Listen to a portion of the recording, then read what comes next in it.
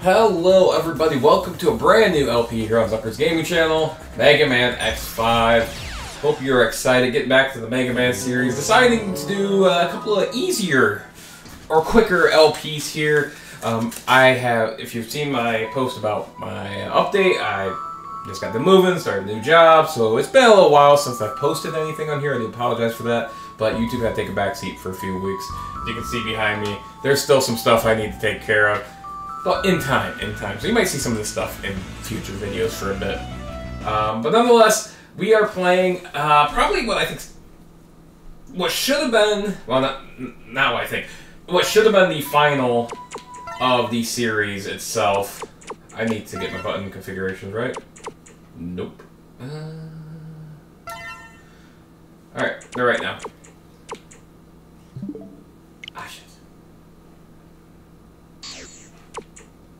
Hit the wrong button. Hit home. Alright. So, there is training. I'll show that. That's just going through, getting used to the game. It's nothing too crazy. But yeah, welcome to Mega Man X5. Start with Mega Man X. You can start with 0 or Mega Man X. Unlike Mega Man X4, you can play as either or. My recommendation is to play as X pretty much throughout. But you want to play as Mega Man X, and I'll show you why. But first, cutscene time. Just like X4 is pretty cutscene heavy, unfortunately, it is not, or fortunately, depending on how you feel about this, it is not voice acted like it was before. It has that annoying noise with every letter. But basically, this is, they're going over some plot here. And basically, they're wanting the colony to fall, to spread the Sigma virus, and to awaken Zero. And we'll talk about that when we get there, with about whether Zero lives or dies or awakens or not, because that is a very, very, very strong negative in this game for me, and one of a couple reasons why I think this game is a pretty big step back from its predecessors, especially X1, X2, and X4. Not that this game is bad, because I won't say this game is bad, but this game definitely has some unfortunateness to it. Is everything on? Yes. So yeah, so anyway, he's talking to this mysterious Maverick, who is just going to be a pain in our ass for a while. Fun. And yeah. It's really nice to me. Let anyone else do it. But yeah, so he's basically saying Zero, as we found out, X4 was built by Dr. Wily. He was supposed to be bad, he was batshit crazy, and then Sigma hit his crystal, and basically the Maverick virus got transferred, and Zero became a good guy, and so on and so forth. But this is the intro stage. Unlike every other X game yet, you keep your armor from the last game! What a fucking stunner! And this armor, I'm gonna tell you now, me personally, still the best armor in the game. A lot of people like the Falcon armor, and I understand why, and I will use the Falcon armor because levels are designed around it, but I prefer this armor over that any day of the week, still to this day. And then unlike the other X games, there's actually 2 armors, but we'll talk about the armor system when I go and grab my first armor system upgrade in just a little while. If you start with X, or if you start with 0, you do not get the 4th armor. You get something of Zero's. And what is that? His arm cannon. Yes, you get his arm cannon. Is it good? No. No, it is not. So, highly recommend going with X, even if you don't want to play as X, you play with Zero the entire time, which is risky in this game. Not because it's harder, necessarily, but because of the way it's structured. But anyway, so we are trying to find out what's going on here, as bad things are happening, buildings are collapsing, bad stuff's happening, and we are X and Zero. This is this training stage, so nothing too crazy here. This is one new feature. I don't know if I was in X4, but you can hang on the ropes now. You finally reach it. A lot of people complain about this, and I get it. Alia butts in a lot during this game, and that is, I will agree,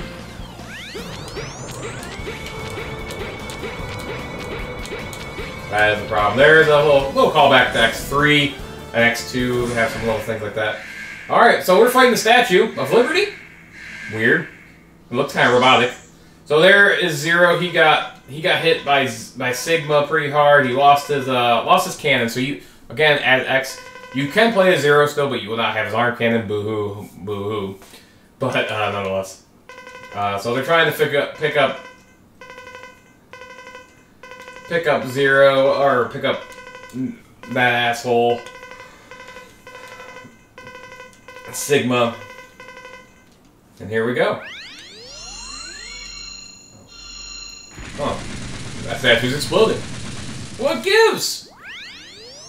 Oh god, it's giant Sigma. Eat, eat, eat, stupid Maverick hunters. You will all feel the true Maverick power right before you die.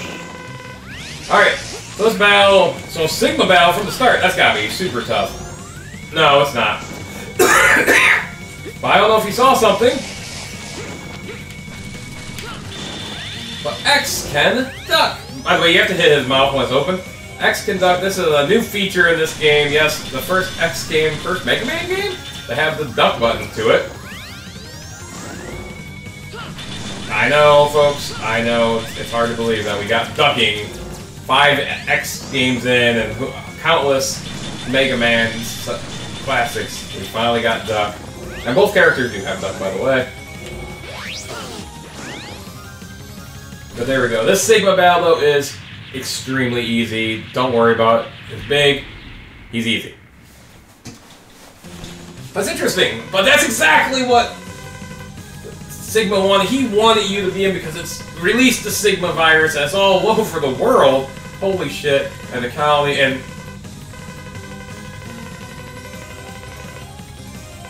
And holy shit. Bad news bears all day long, folks. You can't... I don't think you can see it on the screen, but my screen's actually flashing from this. But yeah, so craziness has happened, and Zero and X is or Sigma's going all out here to try and destroy the world at this point. At one point, I think he just wanted to take over the world. Now he wants to destroy everybody because he's gone batshit crazy. And my theory on that is he's been killed so much that his mental state just continues to deteriorate and he just becomes incredibly more vicious and wants to destroy the world now. But again, lots of cutscene in this game. This game is a lot different. I mean, it's more cutscene heavy than even X4 is, and this was supposed to be the last game, as I mentioned before, from all intents and purposes. X6 and all were supposed to be a thing, but Capcom wanted money, and it shows. But we'll talk about X6 and 7 then in future playthrough. I'm not looking forward to either one of them, especially 7. But nonetheless, here they're just saying what we gotta do to try and destroy the colony that's coming. And the first thing you need to do is get the Enigma Cannon, perfect name for it, and we have to stop some Mavericks, although most of them actually ain't Mavericks at this point. And but unfortunately you have to fight them. So this game is kind of broke up like Mega Man 8 was in 7, where in theory, you only basically fight... I don't really care about this data. That's my test playthrough, folks. So it really wants you to lean towards one way over the other.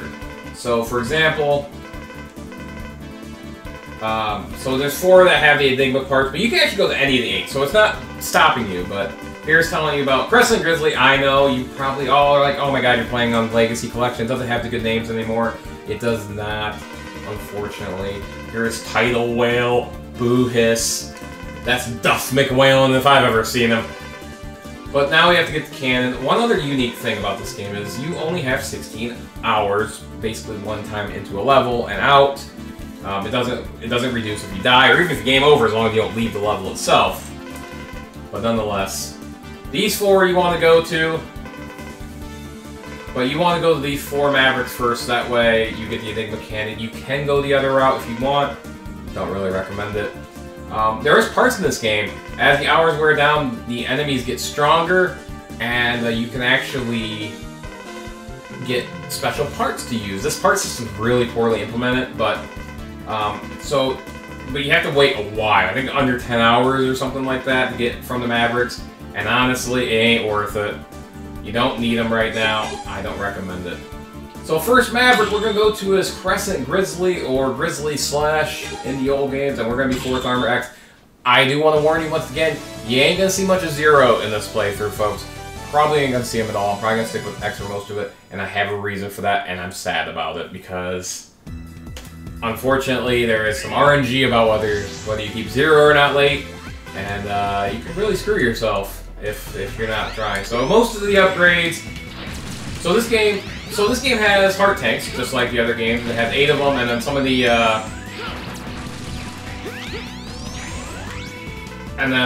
so it has heart tanks, just like the other games, 8 of them. But they are gone to the person that picks them up. It doesn't go to both, which is kind of unfortunate, and that's become the running theme from X6 as well. But nonetheless, so that means if you got most of the stuff that you can with Zero, and then you lose them late in the game, well, then you're just boned, unfortunately, and that is incredibly unfortunate, and I hate it, and I hate it so much. There's about 2 or 3 reasons why I think this game fails itself in comparison to the previous game. The more I grow, I remember playing this game. I was super excited when I heard this game was coming out, because as a kid, this game came out in February in the U.S. I should say, or in North America. This game came out in February 2001. At that point, I hadn't really been much. I had stopped playing the Super Nintendo games long prior. By the way, this is already exploding. You do have a timer, a pretty healthy timer. But this one here you want to go quick on. So then the end here is a E-tank. If you don't get there, you die. Or if you don't get there, you don't get it. You have to come back for it as well. You don't have to go down. Well, nonetheless, I was saying, so I remember seeing a Tips and Tricks magazine for all you old fuckers out there like myself. And Tips and Tricks, on the cover was Mega Man X5. This game looked epic. And I remember seeing the magazine. I remember I was with my mom at Kmart, I think of all things. And we bought, and she got it for me. And I was so happy because, goddamn, did I love that thing. Real quick, if you want something interesting, come here with Zero and go to this capsule, and they have an interesting conversation with Zero and Light. Again, I'm not doing that, but it is very interesting.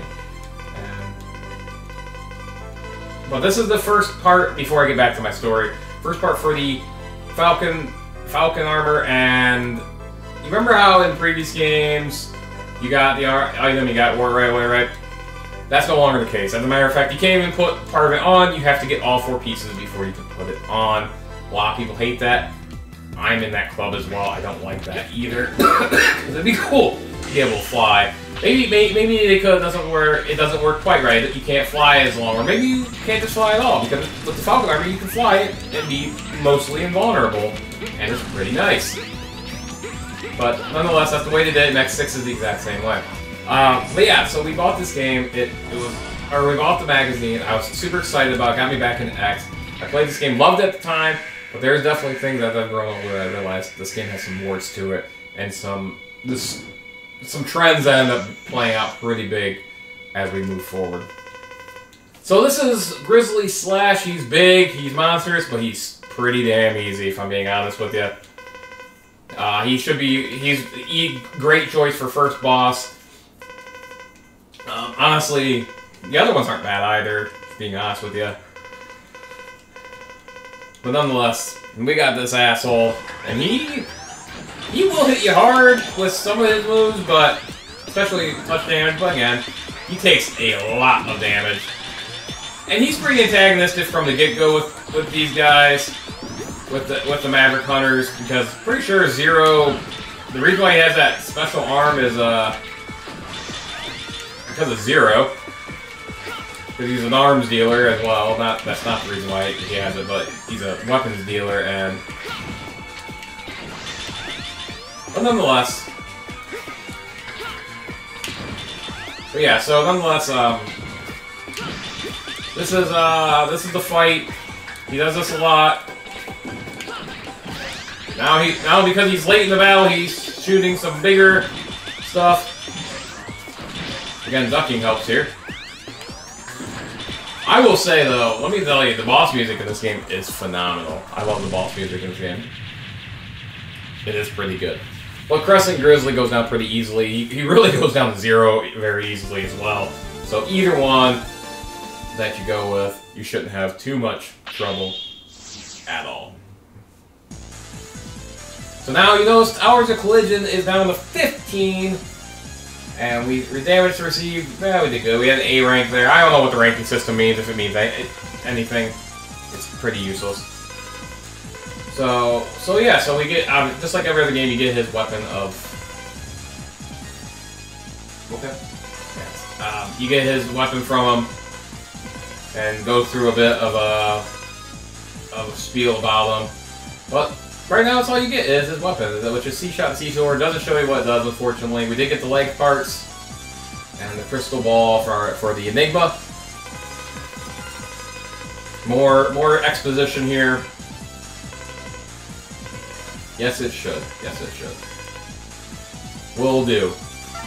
But, man, only one Maverick in the first playthrough? Yes, that's right. I'm only going to do one here. We're going to save, and we are going to call it a first part.